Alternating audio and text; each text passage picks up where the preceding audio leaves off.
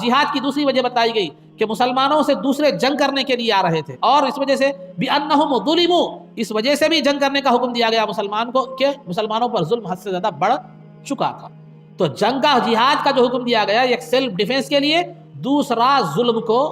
روکنے کے لیے، ان پر جو ظلم ہو رہا تھا مسلمانوں کو اس کو روکنے کے لیے۔ اور یہ ظلم وغیرہ کیوں ہو رہا تھا؟ اس وجہ سے کہ جو ہے نا کیا ظلم کیا تھا اس کی وجہ بتائی گئی، بِأَنَّهُمْ ظُلِمُوا وَإِنَّ اللَّهَ عَلَىٰ نَصْرِهِمْ لَقَدِيرٌ الَّذِينَ أُخْرِجُوا مِن دِيَارِهِمْ، وہ مسلمانوں کو گھروں سے نکال دیا گیا، الَّذِينَ أُخْرِجُوا مِن دِيَارِهِمْ وَأَمْوَالِهِمْ، ان کو مال و دولت سے جو ان کی جائیدادیں تھیں ان سے نکال دیا گیا، ان سے محروم کر دیا گیا، بغیر حق، بغیر کسی حق کے، کہ بغیر کسی وجہ کے، بغیر کسی وجہ کے نکال دیا گیا۔ اور کس وجہ سے کہ جو ہے نا وہ اس وجہ سے کہ وہ اللہ پر ایمان رکھتے ہیں، اس وجہ سے کیا کیا گیا، ان کو نکالا گیا۔ تو پھر جہاد کا مقصد کیا ہے؟ اللہ رب العزت مسلمانوں کو جہاد کر کے کفار کے ظلم و ستم سے، ظالموں کے ظلم کو روکنے کا جو حکم دیا گیا وہ اس لیے تاکہ جو ہے نا اگر یہ نہ روکا جائے،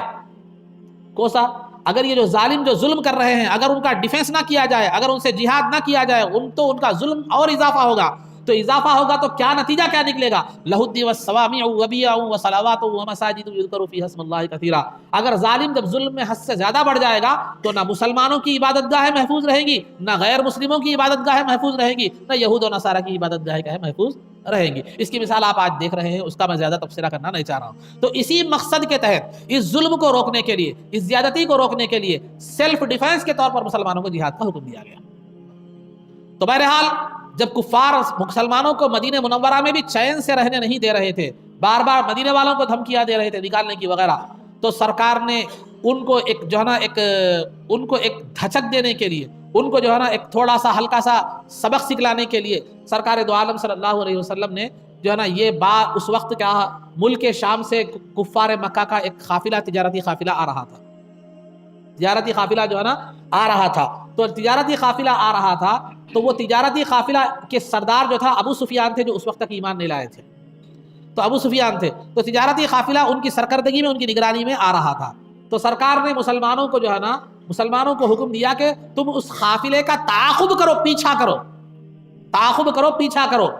یہ بتانے کے لیے کہ دیکھو تم جس طرح جو ہے نا یہاں پر آ کر دادا گیری کر رہے ہو، مدینے پر آ کر دادا گیری کر رہے ہو، مسلمانوں کے ساتھ ظلم کر رہے ہو، تو لہذا تمہارے راستے بھی محفوظ نہیں رہ سکتے اگر یہ حد سے اگر تم باز نہ آؤ گے تو،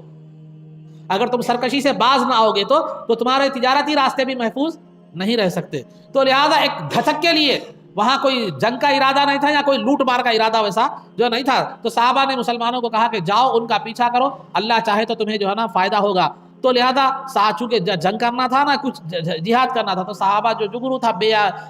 بغیر ساز و سامان کے کیا کیے، نکل پڑے۔ ادھر جو ہے نا ابو سفیان کو راستے میں آنے والوں سے بار بار، ابو سفیان جب وہ مکے کے مدینے کے راستے سے گزر رہے تھے تو انہیں اندیشہ تھا کہ کہیں مسلمان نقصان نہ پہنچائے، یہ بار بار آنے والوں کو جو ہے نا وہ کیا کر رہے تھے، خبر کر رہے تھے، کہ پوچھ رہے تھے راستے میں بار بار جو لوگ آ رہے تھے خبر لے رہے تھے کہ محمد صلی اللہ علیہ وسلم اور مسلمانوں کا کیا حال ہے۔ تو کسی نے خبر دی یہ کہ مسلمان جو ہے نا تمہارے قافلے پر حملہ کرنے والے ہیں،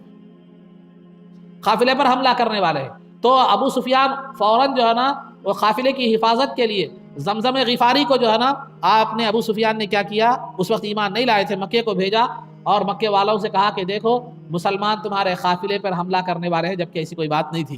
تم اپنے قافلے کی حفاظت کرو، تم اپنے قافلے کی کیا کرو، جو ہے نا حفاظت کرو۔ تو لہذا اب وہاں مکے کے ہر فرد کا سامان وہ قافلے میں تھا، بہت سارا مال ان لوگوں نے قافلے میں رکھا تھا، جو ملک شام سے آ رہا تھا قافلہ۔ اب ہر ایک پریشان اور متفکر اور فکر مند ہو گیا اپنے قافلے کی حفاظت کو لے کر۔ چنانچہ 1000 کا لشکر جرار لے کر وہ قافلے کی حفاظت کے لیے مکے سے کفار قریش نکل گئے۔ ساتھ میں انہوں نے گانے والی عورتوں کو بھی لے رکھا تھا۔ گانے والی عورتوں کا کام یہ ہوتا تھا کہ وہ فوجیوں کو گا کر جنگ پر ابھارتے تھے، اور اگر کوئی جنگ چھوڑ کر، میدان جنگ چھوڑ کر بھاگنے والا ہوتا تو اس کو شرم دلاتی تھی کہ تو بزدل ہے، ایسا کیوں بھاگ رہا، بہرحال اشعار کی شکل میں کیا کرتی تھی وہ۔ تو لشکریوں کو ابھارنے کے لیے اور جو ہے نا میدان جنگ سے لوگوں کو بھگانے سے روکنے کے لیے ان لوگوں نے گانے والی عورتوں کو بھی ساتھ رکھا تھا، اور بڑا عیش و عشرت کا سامان ہر چیز لے کر پورے ہتھیار کے ساتھ جو ہے نا وہ مکہ مکرمہ سے نکلے۔ ادھر ابو سفیان ایک جو ہے نا معاملہ فہم اور ہوشیار شخصیت تھی، اور جو ہے نا اچھی شخصیت، عقلمند شخصیت کے مالک تھے، انہوں نے مسلمانوں کی سے جو ہے نا بچ بچا کر قافلے کو کیا کر لیا، محفوظ راستے پر کیا کر لیا، کعبے کی طرف مکے مکرمہ تک انہوں نے کیا کر دیا، پہنچا دیا۔ ادھر قافلے کی حفاظت کے لیے کیا ہے معلوم، مکے سے 1000 کا لشکر جرار کیا ہو گیا، بدر کے مقام پر پہنچ گیا، جو بدر ایک گاؤں کا نام ہے جو مکے سے تقریباً 193 کلومیٹر کے فاصلے پر ہے۔ تو وہاں پر پہنچ گئے وہ لوگ، وہاں پر پہنچ گئے، اور اس کے بعد جو ہے نا ادھر سرکار کو خبر ملی کہ کفار پورے لشکر جرار کے ساتھ آئے ہیں، 1000 کا لشکر ہے، اور جس میں جو ہے نا تقریباً کفار کے پاس جو ہے نا اچھا خاصا ساز و سامان بھی ہے، ہتھیار بھی ہے، اونٹ بھی ہے، گھوڑے بھی ہے، زیرہ وہ جنگی لباس ہوتا تھا، پورے طور پر وہ تیاری کے ساتھ آ گئے ہیں۔ تو ادھر سرکار دو عالم صلی اللہ علیہ وسلم جو ہے نا 313 صحابہ اکرام کو لے کر جو ہے نکلے، اور اس میں تقریباً 60 مہاجرین تھے جو مکے سے ہجرت کر کے آئے تھے، اور 253 انصار تھے۔ واقعات اور بھی تفصیلی ہیں لیکن میں زیادہ تفصیل میں نہیں جا رہا ہوں۔ تو سرکار دو عالم صلی اللہ علیہ وسلم لے کر بدر کی طرف کیا کرے، ان صحابہ کو لے کر نکلے۔ یاد رکھیے اسلام میں جو جنگیں ہوتی ہیں وہ جنگیں 2 طرح کی ہوتی ہیں۔ جس جنگ میں رسول پاک صلی اللہ علیہ وسلم شریک ہوں صحابہ کے ساتھ، اس کو غزوہ کہا جاتا ہے، اور اسلام میں غزوات کی تعداد باختلاف روایات زیادہ بڑا عدد جو ہے وہ 27 کا ہے۔ 27 غزوے جو ہے نا اسلام میں ہوئے، یعنی ایسی جنگیں ہوئی جن میں سرکار دو عالم صلی اللہ علیہ وسلم شریک رہے۔ اب بعض نے 21 بھی کہا ہے، بعض نے 24 بھی کہا ہے، تو وہ 21-24 کہنے والے کیا کریں، قریب میں جو جنگیں ہو گئی تھی ان کو ایک شمار کریں، 2 جنگوں کو ایک شمار کریں۔ مثال کے طور پر محبوب نگر میں ایک جنگ ہوئی، یا تھوڑا آگے ایک جنگ ہوئی سمجھیے، تو وہ 2 جنگوں کو شمار کر کیا کریں، مانو ایک جنگ تصور کر دیں، تو اس لیے تعداد کم ہو گئی۔ ورنہ کتنے 27 غزوات، یعنی غزوہ کس کو کہتے ہیں، جس میں سرکار دو عالم صلی اللہ علیہ وسلم جس جنگ میں خود شریک ہوں تو اس کو غزوہ کہتے ہیں، اور جس جنگ میں سرکار شریک نہ ہو بلکہ صحابہ کو بھیج دیے ہوں اس کو سریہ یا بعث کہتے ہیں، بے عین فا۔ اس کی تعداد جو ہے نا روایتیں بہت ہے، اس بارے میں اقوال، زیادہ سے زیادہ 48 تا 50 بتلائی گئی ہے اسلام میں، جو وہ جنگیں جس میں سرکار شریک نہیں رہے۔ تو جنگ بدر غزوہ تھا، سرکار اس میں خود جو ہے نا شریک تھے، تو لہذا سرکار دو عالم صلی اللہ علیہ وسلم یہ اسلام کا 313 افراد کا قافلہ لے کر جو ہے نا سرکار دو عالم صلی اللہ علیہ وسلم نکلے۔ مسلمانوں کا حال یہ تھا کہ مسلمانوں کے پاس 3 گھوڑے تھے صرف، اور 70 اونٹ تھے، باقی صحابہ پیدل تھے، اور 70 اونٹوں کو سرکار نے 3 لوگوں میں تقسیم فرما دیا تھا، یعنی ایک اونٹ پر 3 لوگ بیٹھیں گے باری باری، یہاں سے کچھ دور تک ایک بیٹھے، انہوں اتر جانا، پھر دوسرے بیٹھنا، پھر تیسرے بیٹھنا ہے۔ سرکار نے اپنے لیے بھی کوئی سواری خاص نہیں فرمائی تھی، اپنے اونٹ میں بھی دونوں کو شریک فرما لیا تھا، ابو لبابہ اور علی رضی اللہ تعالیٰ۔ تو سرکار بھی باری باری سوار ہوتے اور اترتے۔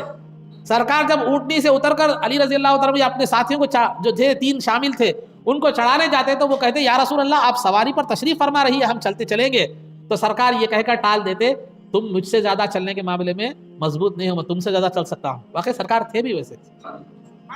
سرکار ایک جو ہے نا تھے بھی ویسے۔ آگے میں انشاءاللہ واقعات میں آیا تو آئے گا یہ واقعہ، لیکن جو ہے نا ایک واقعہ میں سرد ذکر کروں۔ عرب کا ایک پہلوان تھا جس کو سرکار نے بچے کی طرح پٹک دیا تھا کشتی میں۔ وہ پہلوان کی حالت یہ تھی کہ وہ اگر کسی چادر پر ٹھہرتا تو 10 پہلوان مل کے وہ چادر نہیں کھینچ سکتے تھے۔ سرکار نے اس کو کئی مرتبہ پٹک دیا، اس کا تذکرہ آگے انشاءاللہ تفصیلی آئے تو آئے گا، میں ایک بتا رہا ہوں طاقت سرکار کی بتا رہا ہوں۔ تو بہرحال جو ہے سرکار بھی پیدل چلتے، یہ فرماتے ہیں کہ تم مجھ سے زیادہ مضبوط نہیں ہو چلنے کے معاملے میں، اور یہ بھی فرماتے ہیں سرکار کہ جو ہے نا جس طرح تم اللہ کے اجر اور ثواب سے بے نیاز نہیں ہو میں بھی بے نیاز نہیں ہوں۔ یہ تواضع اور عاجزی تھی۔ ہم ایک مقام پر آنے کے بعد تھوڑا سا علم آ گیا، تھوڑا سی عبادت، تھوڑا سا تقویٰ آ گیا تو ہم اپنے آپ کو کیا سمجھنے لگتے ہیں، لیکن سرکار سیدین والآخرین ہے، فرما رہے ہیں کہ دیکھو تم جس طرح اللہ کے ثواب اور اجر کے محتاج ہو میں بھی ویسا ہی۔ یہ تواضع اور عاجزی کا درس سرکار نے ان لوگوں کو دیا جو صاحب کمال ہوتے ہیں، جو عبادات اور ریاضات کے ایک اعلیٰ مقام پر بھی ہوتے ہیں۔ تو لہذا تو اللہ کے اجر سے بے نیاز تم نہیں ہو سکتے۔ تو بہرحال خلاصہ گفتگو یہ ہے کہ چلنے لگے بدر کا، جب تک سرکار وہ بدر کے خریے میں گاؤں میں پہنچتے، وہاں پر جو کنواں تھا وہ کنویں کے پانی پر بھی، اور ایک بار جنگ کے لیے مناسب اور بہتر جو زمین تھی اس پر کفار قبضہ کر چکے تھے۔ اب مسلمانوں کے حق میں جو زمین آئی تھی وہ ریتیلی زمین تھی، پیر دھستے تھے اندر، اور وہ جنگ کے لیے بالکل مناسب نہیں تھی۔ ایک تو مسلمانوں کی تعداد کم، 313، گھوڑے کم، اونٹ کم، ہتھیار کم، پھر جگہ، اور کافر پورے ہتھیار کے ساتھ، گھوڑوں کے ساتھ، 700 اونٹ، 300 گھوڑے، پھر زیرہ بختہ 100 لوگ جنگی لباس کے ساتھ، اور پھر جو ہے نا معاملہ یہ تھا کہ انہیں زمین بھی ملی، پھر وہاں پانی بھی ملا۔ تو مسلمان ہر اعتبار سے کمزور تھے، اور جگہ ملی تو زمین ایسی کہ ریتیلی پانی جو ہے نا پیر دھستا تھا، اور ریتیلی زمین میں دوڑنا یا بھاگنا یہ بہت مشکل کام ہوتا ہے عام زمین پر دوڑنے یا بھاگنے سے۔ تو بہرحال عزیزان محترم، تو جو ہے نا مسلمان متفکر ہو گئے، ہمارے پاس پانی بھی نہیں ہے، وہ بھی نہیں ہے، کچھ بھی نہیں ہے، تو اللہ رب العزت نے ان پر بارش نازل فرمائی، اور بارش اس قدر ہوئی کہ وہ مسلمانوں کی جو ریتیلی زمین تھی وہ دب کر ہموار ہو گئی، اور جو ہے نا مسلمانوں نے اس بارش کا فائدہ اٹھا کر چھوٹے چھوٹے پانی کے حوض بنا لیے،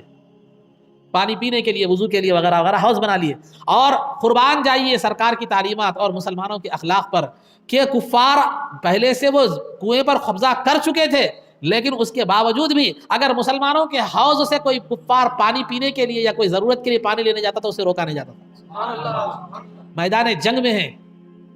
میدان جنگ میں ہے، دشمن سامنے مقابلے کے لیے ہے، لیکن یہ حال یہ ہے کہ پینے کے پانی سے انہیں بھی ان حوضوں سے جو مسلمان بنائے تھے، حالانکہ وہ لوگ کنویں پر قبضہ کر چکے ہیں، مسلمانوں کو آنے کی وہاں اجازت نہیں ہے، لیکن مسلمانوں کے کنویں پر جو حوض بنا لیے تھے عارضی حوض، اگر اس پر کوئی کافر پینے کے پانی کے لیے ضرورت کے لیے آتا تو پھر پانی کے لیے آتا تو اسے منع نہیں کیا جاتا تھا، سرکار نے منع نہیں فرمایا۔ تو بہرحال تو اگر اسلام اور مذہب کی قیود سے بالا تر ہو کر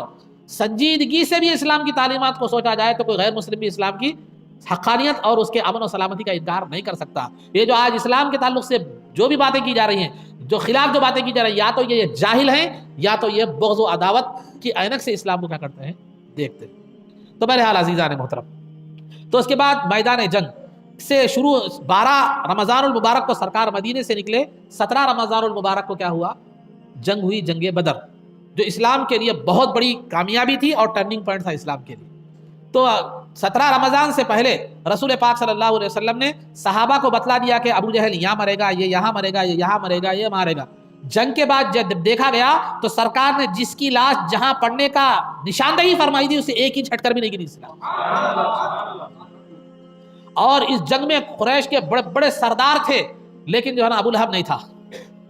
ابو لہب جنگ بدر میں شریک نہیں ہوا تھا۔ میں نے اس سے قبل کے درس میں آپ کو بتایا تھا کہ دار الندوہ سرکار کو نعوذ باللہ شہید کرنے کا ایک پروگرام بنایا تھا، ایک میٹنگ ہال میں دار الندوہ، اس میں 14 سرغنے تھے کفار کے، 11 جنگ بدر میں شہید ہو گئے، جنگ بدر نعوذ باللہ ختم ہو گئے، قتل کر دیے گئے، اور 3 جو ہے نا بعد میں اسلام لائے اس میں سے۔ تو بہرحال عزیزان محترم، تو جنگ بدر یہاں تک جو ہے نا، ادھر بھی میدان سرکار نے جہاں جہاں بتایا وہاں پر وہی جو ہے نا مر گئے، جس کو جو جہاں نشاندہی فرمائی تھی اسی مقام پر وہ مرا، 1 انچ بھی وہاں سے جو ہے نا نہیں ہٹا۔ اس کے بعد جو ہے نا جب یہ تو مسلمانوں کے لشکر کا معاملہ تھا، ادھر کفار کے لشکر میں یہ ہوا کہ بعض کفار نے یہ مشورہ دیا، بعض لوگوں نے یہ رائے دی کہ دیکھو ہم قافلے کی حفاظت کے لیے آئے تھے، قافلہ کیا ہو گیا، چلا گیا، اب جنگ کی ضرورت نہیں ہے، کیوں جنگ کریں ہم مسلمان۔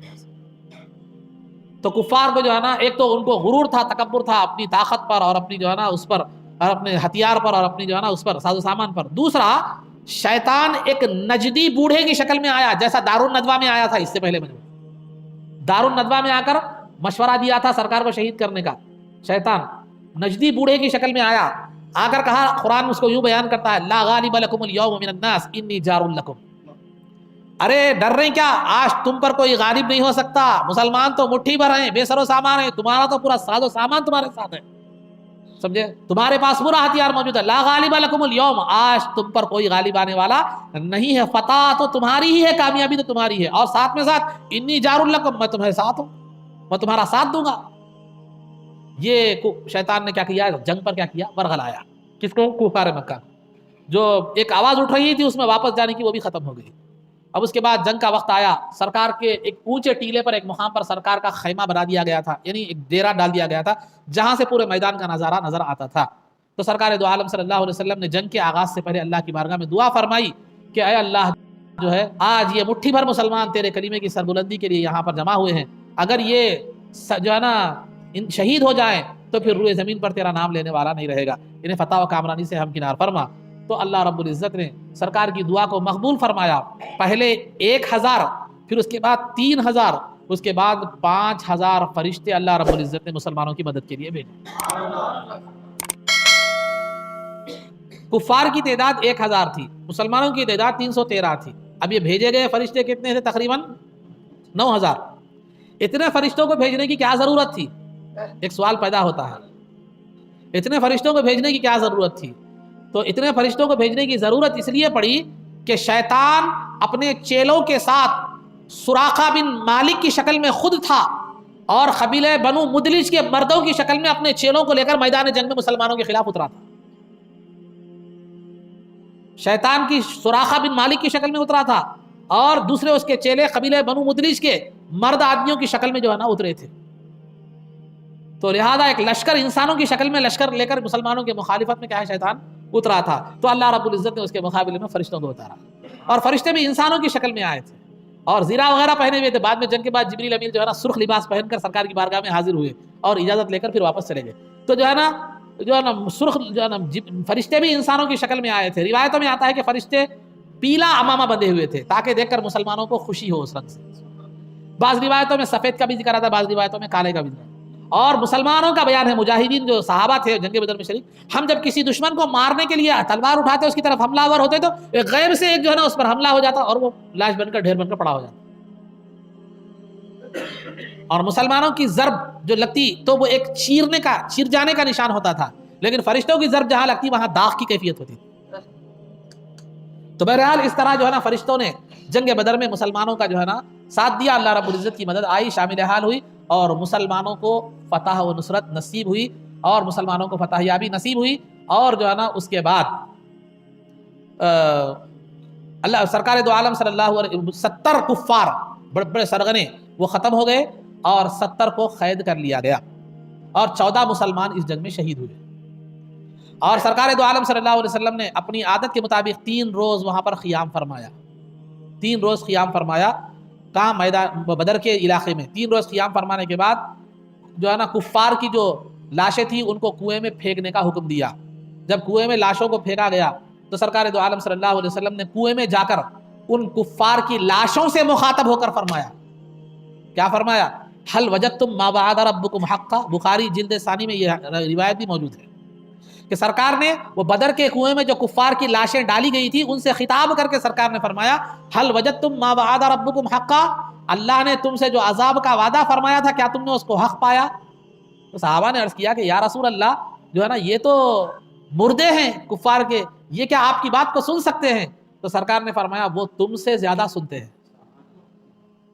جو آج کہا جاتا ہے مردے نہیں سنتے, بزرگان دین کو جو ہے نا غلط ثابت کریں کہ تم بزرگوں کے پاس جاتے ہو وہ سنتے نہیں, جو ہے نا وہ قرآن کی وہ آیت ہے انک لا تسمع الموتى ولا تسمع الصم الدعاء اذا ولوا مدبرین. آپ جو ہے نا مردوں کو نہیں سنا سکتے, بہروں کو نہیں سنا سکتے, آپ نہیں سنا سکتے. وما انت بمسمع من فی القبور, آپ مردوں کو خبر میں لوگوں کو نہیں سنا سکتے. یہ آیتوں کو لے کر کہا جاتا ہے مردے نہیں سنتے, لیکن آیت میں یہ بتایا جا رہا آپ نہیں سنا سکتے, بول رہے مردے نہیں سنتے بلکہ نہیں ہے, آپ نہیں سنا سکتے جب تک کہ اللہ کی مشیت نہ ہو. کہ بخاری ہی کی دوسری روایتوں میں آتا ہے کہ جب مردے کو دفن کر کے جاتا ہے تو وہ جانے والے لوگوں کے پیروں کے کھڑاؤں کی آواز کو بھی سنتا ہے. تو بہرحال ضمن ایک دو بات میں نے آپ کے سامنے عرض کی. اس کے بعد سرکار گئے, جانے کے بعد تفصیلی واقعات بھی ہیں لیکن میں مختصر طور پر بات رکھ رہا ہوں. جانے کے بعد جو قیدی تھے وہ قیدیوں کے بارے میں مشورہ کیا گیا, مختلف رائے ہوئی, وہ تفصیلات میں آپ کے سامنے بیان نہیں کروں گا, تھوڑی تفصیلات بھی ہے وہاں پر. لیکن جو ہے نا آخر میں یہ فیصلہ ہوا کہ ان میں جو لوگ مالدار ہیں, 70 قیدیوں میں جو لوگ مالدار ہیں وہ فدیہ دے کر چھڑا لیں گے, ان کو فدیہ دے کر چھڑا دیا, پیسے دے کر چھوٹ جائیں گے. اور جو غریب ہیں اگر ان میں سے کوئی علم رکھنے والا ہے تو وہ مسلمانوں کے بچوں کو, انصار کے بچوں کو تعلیم دے گا. اگر کوئی ہنرمند ہے تو وہ ہنر سکھلائے گا. جب تعلیم اور ہنر مکمل ہو جائے گا سیکھنا, پھر وہ کیا ہو جائیں گے, آزاد ہو جائیں گے. تو لہذا فی الوقت کے لیے جب تک کہ فدیہ دے کر آزاد نہ ہو یا علم نہ سکھائیں, سرکار دو عالم صلی اللہ علیہ وسلم نے قیدیوں کو تقسیم فرما دیا صحابہ میں, قیدیوں کو صحابہ میں تقسیم فرما دیا. اور صحابہ جو ہے نا قیدیوں کے ساتھ وہ حسن سلوک جو صحابہ کے تھا, وہ قیدی آزاد ہونے کے بعد سرکار کی وہ اخلاق, سرکار کی رحمت, صحابہ کے اخلاق کو دیکھ کر بعد میں کئی قیدی وہ مسلمانوں کا طریقہ دیکھ کر مسلمان ہو گئے, مسلمانوں کا سلوک دیکھ کر قیدیوں کے ساتھ. جبکہ مسلمانوں کا پورا غلبہ تھا, قوت تھی, طاقت تھی, وہ قیدیوں کے ساتھ جیسا چاہے سلوک کر سکتے تھے. لیکن صحابہ کے تعلق سے یہاں پہ بعض صحابہ غریب بھی تھے اس میں, تو خود جو ہے نا کھجور اپنے گھر والوں کو کھجور کھلا کر, خود کھجور کھا کر جو ہے نا پیٹ بھر لیتے تھے, لیکن وہ قیدی کو روٹی کھلاتے تھے کیونکہ سرکار نے اس کے ساتھ حسن سلوک کرنے کا حکم دیا. تو اس طرح 2 ہجری 17 رمضان المبارک کو جو ہے نا جنگ بدر کا جو ہے نا واقعہ ہوا.